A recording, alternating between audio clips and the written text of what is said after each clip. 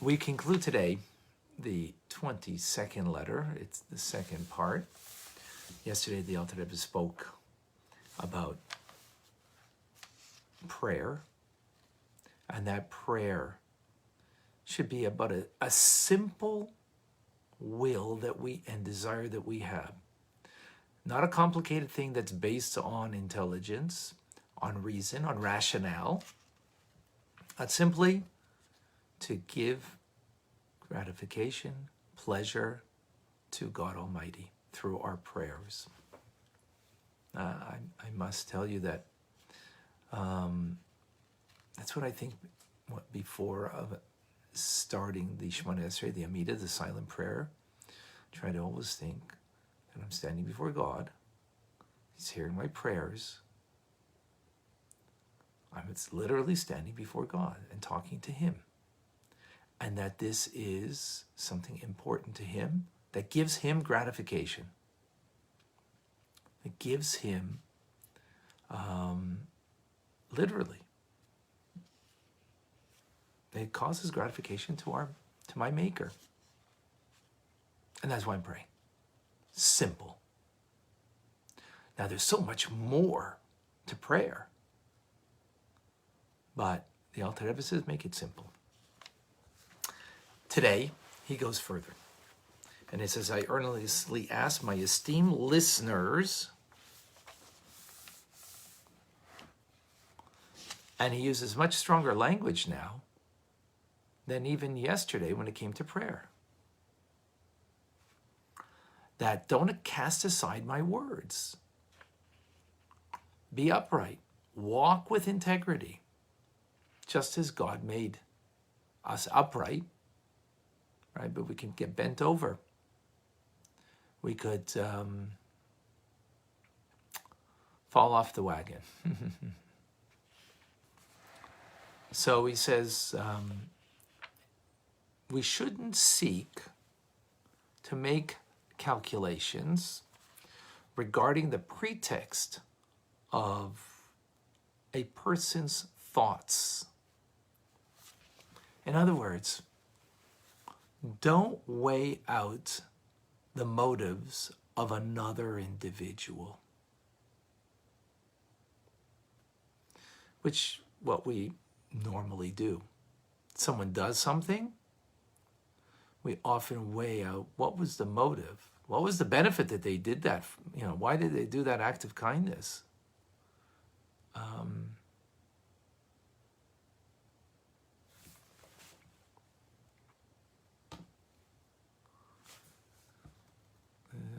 Just checking, making sure there's not a problem. Yeah, okay, it's all working well.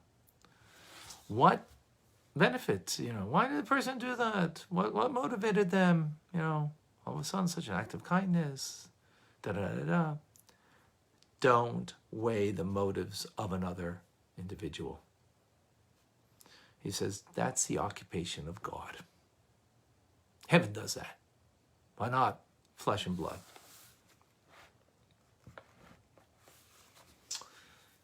How do you get there? Why shouldn't you weigh the motives?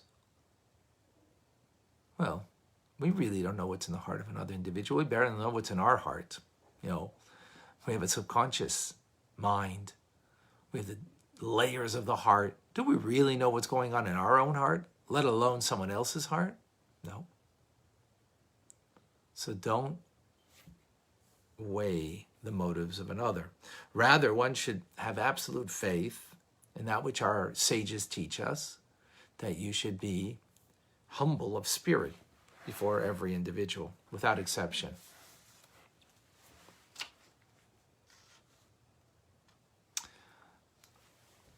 And what will that lead you? That you're humble of spirit. That you will recognize that I'm a better person because of you. Not that you're a better person because of me. Look what I do for you. Look what I provide for you. No, I'm a better person because of you. The fact that you're in my life, you're in now, whether in my life, of course, with close people in our lives. with close people in our lives.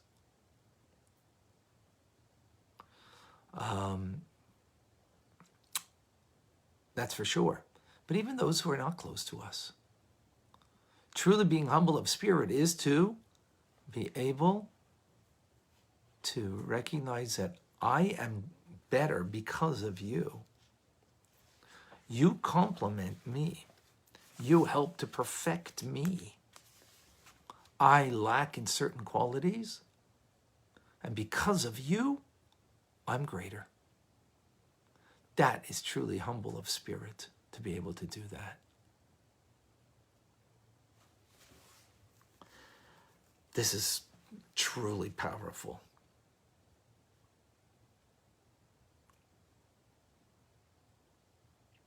This is truly exalted qualities of an individual. So this is, the Alter Rebbe continues on this vein, on this thought, that all of the Jewish people are like one being. Just as one being, one human being, is made up of many limbs of the body, and they're separated, right? And they become separated. This affects the heart.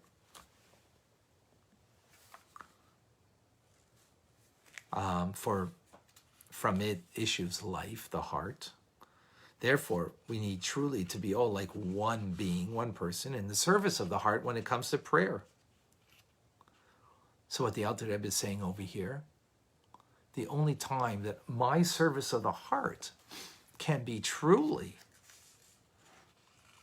appropriate is that when I am, just like all the limbs are connected to the heart. So if if there's a separation between the limbs and the heart, so my heart of prayer, of my divine service, if it's separated from the limbs, that the Jewish people are like one body, and I have that separateness, then I can serve God with my heart in prayer, or for that matter, any other way. Similarly, the heart is also not just my heart, but it's also symbolic to the Shekhinah, the divine presence of God. If the divine presence of God is to be found in me, in my prayer, or at all within me, it's only because I'm connected to the other limbs of the body. Because the limbs of the body are not connected to the heart, they're not getting vitality. So then there's no life. So my prayer can only be a prayer if I'm connected to all other Jews to such a degree that I am, what does it mean connected here? So Alter Rebbe is saying connected means I'm gaining something from them. So my heart, think about it for a moment, my heart is gaining by the fact that I have 10 fingers, that I have other limbs of the body. Why? Because it's circulation of the blood. And this I'm explaining myself now. The Alter Rebbe doesn't go into this explanation, but the heart needs a circulation, that it goes to the limbs and it comes back. So if there wasn't the connection, if there's a disconnect, if there's a blockage, there's a disconnect from a limb to the, and it's a question of life and death.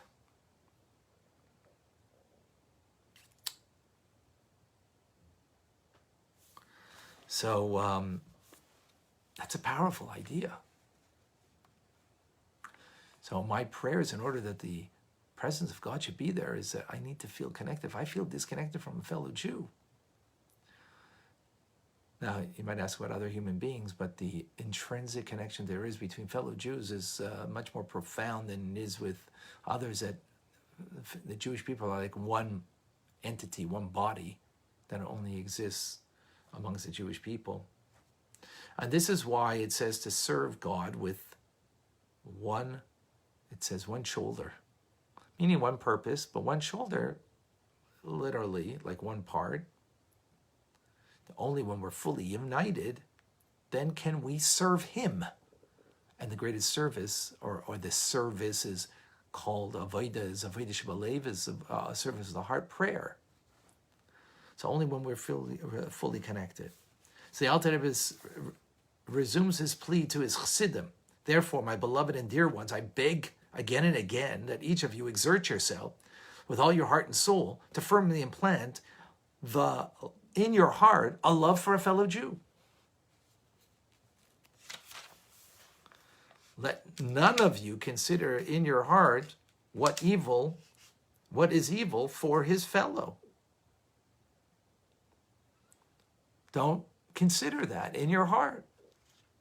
Moreover, you should never arise in one's heart in the first place. And if it does arise in your heart, which is a Beinoni, where I can't prevent it, that it will arise, push it away from your heart. As smoke is to be driven away, because it's an idolatrous thought. And to speak evil of another is grave as idolatry and incest and bloodshed. And as he explains, actually speech is not as bad as thought, because thought, to have that negative thought, is a deeper expression of your soul, and therefore more harmful, because thought is continuous. It's the true expression of me. A speech is not the true expression of me, because I could say one thing and not mean it. But whatever I'm thinking, that's where I'm at. And the thoughts of the person, that's where you're at. So the effect on the individual is worse in thought than it is in actual speech. Now, if it's idolatrous, incest, and bloodshed considered when you speak ill of another, can you imagine how ill it is when you think that?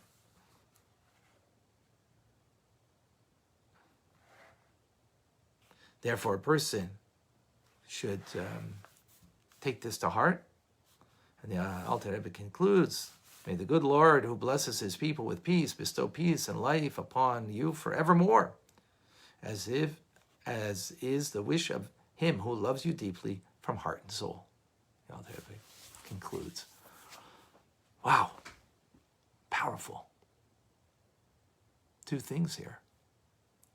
Of our connection to each other that will lead to the divine presence in our lives.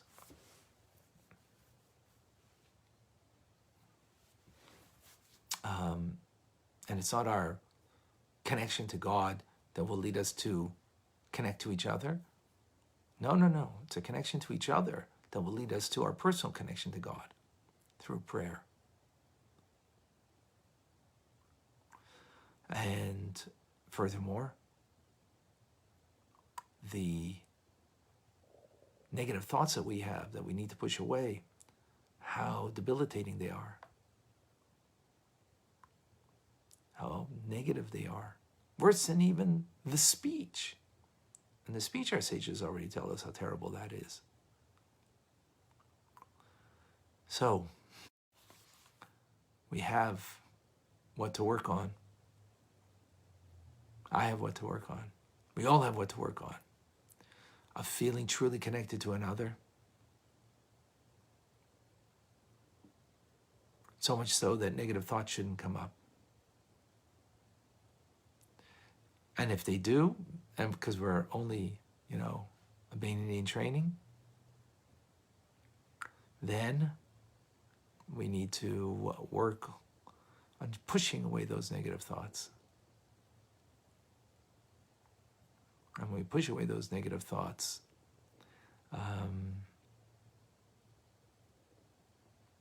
we will not entertain them, because we know that we're connected. There's a lot here that, is to be unraveled further and further.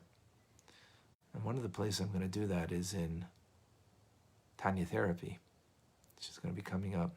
I'll keep you posted. Those who want to be further posted, as I've mentioned before, please share with me your